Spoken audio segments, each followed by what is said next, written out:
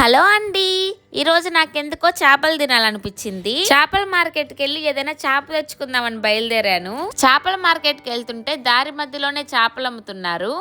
నా కంట్లో ఒక చేప పడింది. చూడ్డానికి డిఫరెంట్గా ఉంది. ఏం చేప అని అడిగాను.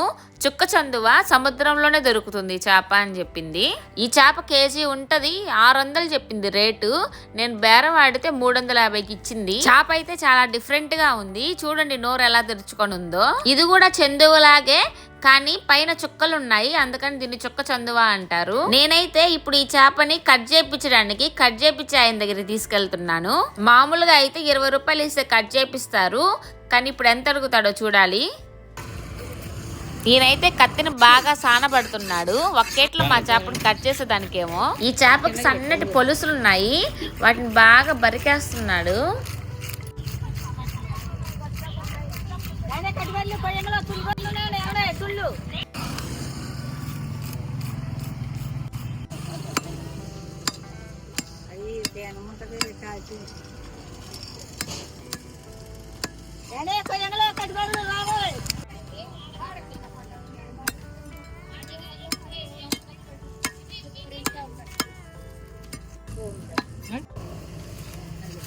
ఆయన అయితే నీట్గా క్లీన్ చేసేస్తున్నాడు. పొట్ట అవన్నీ తీసేస్తున్నారు. మామూలు చేపల్లో అయితే వేస్టేజ్ ఎక్కువ పోద్ది, 1/4 కేజీ దాకా వేస్టేజ్ పోద్ది. ఈ చేపలో మాత్రం తక్కువ వేస్టేజ్ పోయింది, చాలా తక్కువగా. మొత్తానికి మా చేపను అయితే క్లీన్ చేసేసారు. ఇప్పుడు ఫ్రై చేసుకునేదానికి ఘాట్లు పెట్టమన్నాను, ఘాట్లు పెడుతున్నారు. చాలా ఎక్కువ వద్దులే, పైకి మళ్ళీ విడిపోద్ది చేప అయితే క్లీన్ చేసేసారు. 20 రూపీస్ తీసుకున్నారు క్లీన్ చేసిన దానికి. ఇంకా నేనైతే ఇంటికి బయలుదేరేస్తున్నాను.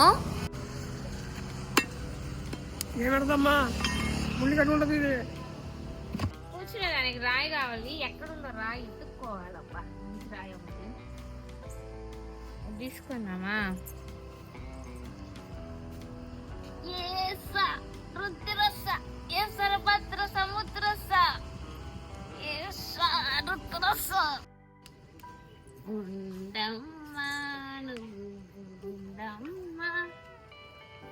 చేపల వ్యాపారం అంటే పెట్టేసాను. ఇప్పుడు మనం తెచ్చుకున్న చేపని క్లీన్ చేసుకున్నాము. ఆమె నాకు చిన్న బొచ్చు చేప ఫ్రీగా ఇచ్చింది. ఇది కూడా తెచ్చుకున్నాను, ఫ్రై చేద్దాంలే అని. ఆయన బాగా పైన పొలుసులన్నీ తీసేసి క్లీన్ చేసి ఇచ్చేసారు. ఇప్పుడు దీన్ని బాగా రుద్ది దీనిపైన అంతా జిగురంతా పోయేలాగా రుద్దుకోమన్నారు. చూడండి ఆడ పొలుసులు పోయినా కానీ చూడు, ఇంకా పొలుసులు పోయినా కూడా అట్లా వస్తున్నాయి పొలుసులు. నీట్గా రుద్దుకోవాలి. వీటిని ఇంకా నీట్గా కడుక్కోవాలి. కల్లుప్పు తీసుకొని ఒక నిమ్మకాయ కట్ట బాగా మసాజ్ చేస్తున్నట్టు గట్టిగా ఒత్తి పట్టి రుద్దాలి. బాగా గట్టిగా రుద్దితే దీనిపైన ఉన్న జిగటంతా సారం అంతా దిగిపోతుంది. ఈ పక్క కూడా సేమ్ అంటే మళ్ళీ కల్లుప్పు వేసుకొని నిమ్మకాయ పట్టుకొని బాగా రుద్దాలి. రుద్ది వీడ వస్తుందో అంతా పైన అంతా జిడ్డంతా మళ్ళీ ఎందుకైనా మంచిది చాకుతో కొంచెం అట్లా అనుకుంటే నీట్గా అయిపోతుంది చేప. ఇదేందో కొత్తగా ఉంది, చాలా బాగుంటుంది అని చెప్పారు. నీట్గా చేసుకున్నామ్మా, జిగురంతా పోవాలి. నిమ్మకాయ కల్లుప్పు వేసుకొని నీట్గా కడగాలి, జిగురంతా పోవాలని చెప్పారు వాళ్ళు.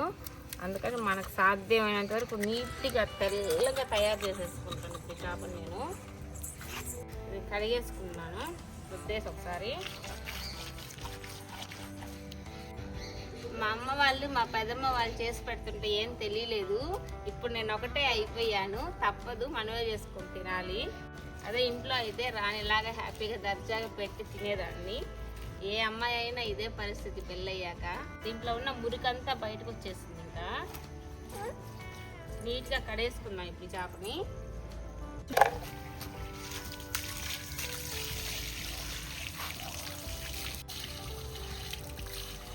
ఈ చేప తీసుకొని వస్తుంటే ఈ చేపని బోడిగుడ్డ ఆకేసి రుద్దమన్నారు ఆయన. ఈ ఆకు చూపించారు, చెట్టు ఆ కోసి ఇచ్చారు ఆయనే. ఎవరో కూడా తెలీదు, కోసిచ్చి దీన్ని రుద్దమ్మా బాగుంటుంది, పైనంతా పోతుందని చెప్పారు. అందుకని ఇప్పుడు దీన్ని రుద్దుదాము. గరుగ్గా ఉంది ఆకు కూడా.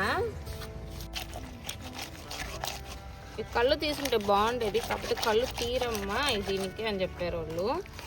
సరేలే ఏముంది, అది ఎలాగ మనం తినాం కదా అని గమ్ముగా అయిపోయాను. చూడండి ఇంకా ఎంత వస్తుందో. ఈ ఆకేసి రుద్దితే నిజమేనండి ఆయన చెప్పింది. ఆయన బాగా మంచిగా నాకు సలహా ఇచ్చారు, తెలియకపోయినా కూడా. చూడండి ఎట్లా వస్తుంది ఆకేసి రుద్దితే. ఇంకా ఇందాక ఏం లేనట్టు అనిపించింది, అంతా పూర్తిగా పోయిందిలే అనిపించింది. ఇప్పుడు చూడండి ఇంకా ఎంత వస్తుందో. ఇంక ఇప్పుడు దీన్ని వాటర్ వేసి కడిగేస్తాను. చూడండి ఎంత వస్తుందో.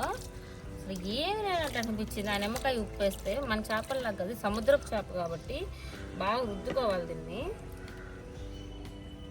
మళ్ళీ వాసన రాకుండా పోయే వాళ్ళకి వచ్చే వాళ్ళకి నీట్గా కడిగేసుకుంటున్నాను. తిన్నంత హ్యాపీగా ఉండదు చేపతో కడిగినప్పుడు ఆ వాసన. తిని తృప్తి పడాలంటే ముందు కష్టపడక తప్పదు. అందుకని ఇప్పుడు అంతా కడిగేసుకొని నీట్గా చేపను పెట్టేసుకొని మగ్గ పెట్టేసుకుని ఇప్పుడు తినేద్దాం అనిపిస్తుంది. చేపని ఫ్రై చేయాలి, అందుకని అరిటాకు కోసేదానికి వెళ్తున్నాను. ఇప్పుడు అరిటాకు కోసుకొని వద్దామండి.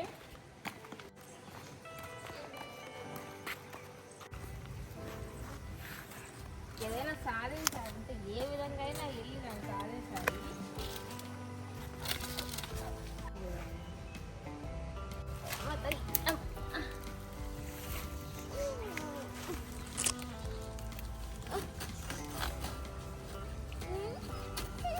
అబ్బా అది పంపించుకోవాలి.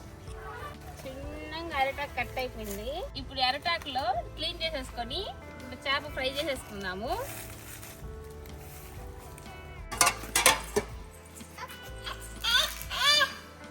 మసాలాలు పెట్టేసుకున్నాము.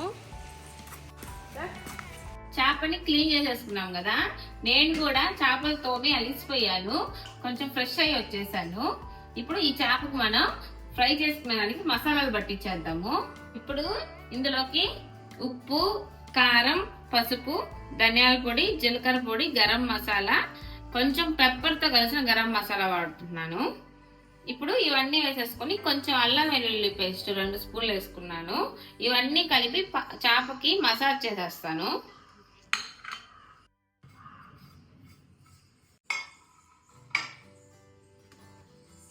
ఇప్పుడు ఇందులోకి లైట్గా కొంచెం ఆయిల్ వేసేసుకుంటున్నాను. ఆయిల్ వేసుకొని ఈ మసాలాలన్నీ పట్టించేస్తాను నీట్గా. చేప లోపలికి మనం ఆల్రెడీ ఘాట్లు పట్టించుకున్నాం కదా, చేప లోపలికి వరకు మసాలాలన్నీ పట్టించేస్తాను. చేపకి ఇంకో పక్క కూడా పట్టించేస్తున్నాను మసాలాలు. ఇటువంటి పట్టించేటప్పుడు ఎంత బాగా మంచి వాసన వస్తుంది. నీట్గా చేపకి అటు ఇటు మసాలాలు పట్టించేసాను, బాగా అక్కడ గ్యాప్ లేకుండా పట్టించేసాను. ఇప్పుడు దీన్ని మ్యారినేట్ చేసేసాము. దీన్ని ఇప్పుడు మూత పెట్టుకొని ఒక 1/2 అవర్ పక్కన పెట్టేసుకుందాము. ఇప్పుడు స్టవ్ ఆన్ చేసి ప్యాన్ పెట్టుకున్నాను. ఇందులోకి నూనె పోసేసుకుంటున్నాను. ఈ నూనె పోసేసుకున్నాక చేపని ఇందులో కొంచెం కాగాక నూనె మసాలా పెట్టుకున్న చేపని తీసుకొచ్చి దీంట్లో అటు ఇటు కొంచెం కాల్చుకుందాము. నూనె కాగింది. ఇప్పుడు ఇందులోకి మనం మసాలా పెట్టుకున్న చేపని ఇందులో వేయించుకుందాం.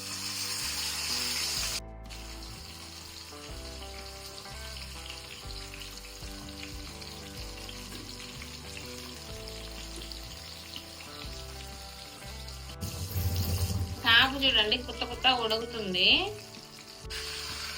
ఇప్పుడు చేపని ఇంకో పక్క తిప్పుకుంటున్నాను. చిన్నగా తిప్పుకోవాలి, మళ్ళీ నూనె పైన పడుతుంది.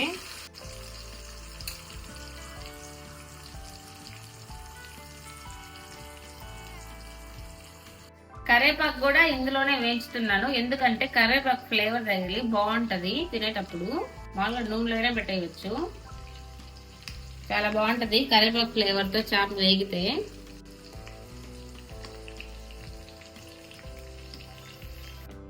ఒక పక్క బాగా కాలిపోయింది, రెండో పక్క కూడా కాలింది. ఇప్పుడు మళ్ళీ కొంచెం ఇటు పక్క మళ్ళీ ఇంకొంచెం వేయించుకున్నాను.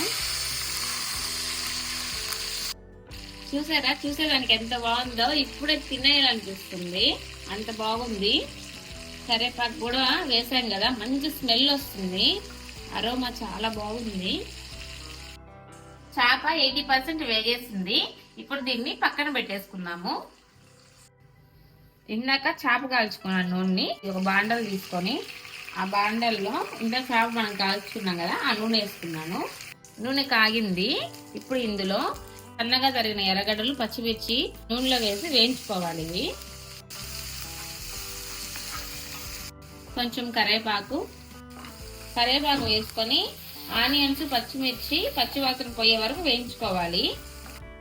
ఇందులోకి కొంచెం ఉప్పు కొంచెమే వేసుకున్నాను, ఇందాక మనం చేపలో వేసుకొని ఉంటాం కదా. కొంచెం కారం, కొంచెం అంటే కొంచెం పసుపు వేసుకొని కొంచెం వేగే వరకు వేయించుకోవాలి. కొంచెం ధనియాల పొడి వేస్తున్నాను. ధనియాల పొడి కూడా వేగాక స్టవ్ ఆఫ్ చేసేసుకుంటున్నాను. ఇప్పుడు మనం ఒక అరిటాకు పెట్టేసుకున్నాము.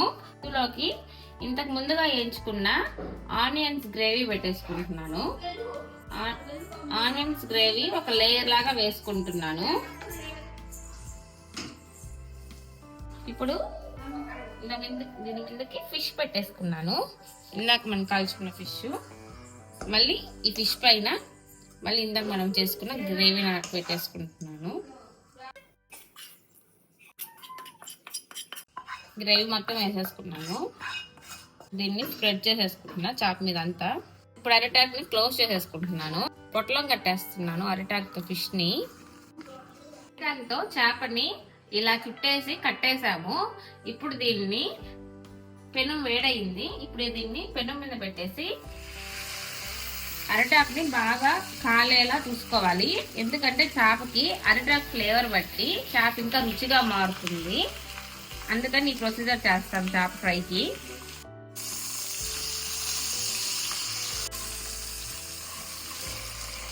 చేప అయితే రెడీ అయిపోయింది. ఇప్పుడు దీన్ని మనం టేస్ట్ చేసేద్దాము. దీన్ని నేను ఓపెన్ చేసేస్తున్నాను. నేను మా పెద్దమ్మ రెడీగా ఉన్నాం.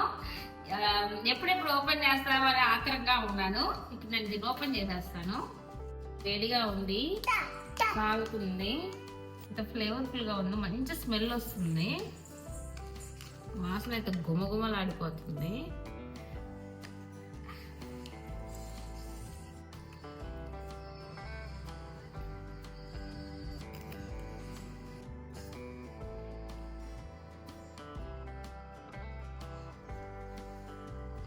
అదిరిపోయింది చేప, చాలా బాగుంది.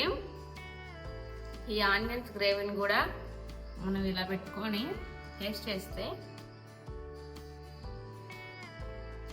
అదృష్టం. అసలు అంత బాగుంది చేప, మాత్రం సూపర్ గా ఉంది.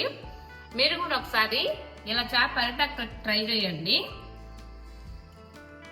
అరిటాక్ ఫ్లేవరు కొత్తగా అనిపించింది, ఫ్లేవర్ మాత్రం. ఇప్పుడు మా పెదవుని అడుగుదాం ఎలా ఉందో.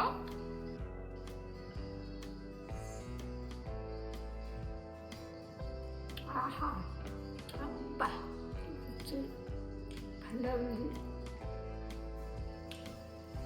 నాలా అనిపిస్తుంది. తిను.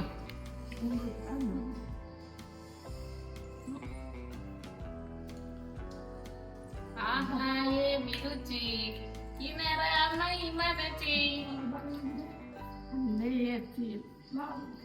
మీకు నచ్చినట్లయితే లైక్ చేయండి, షేర్ చేయండి, కామెంట్ చేయండి, ఛానల్ ని సబ్స్క్రైబ్ చేసుకోండి.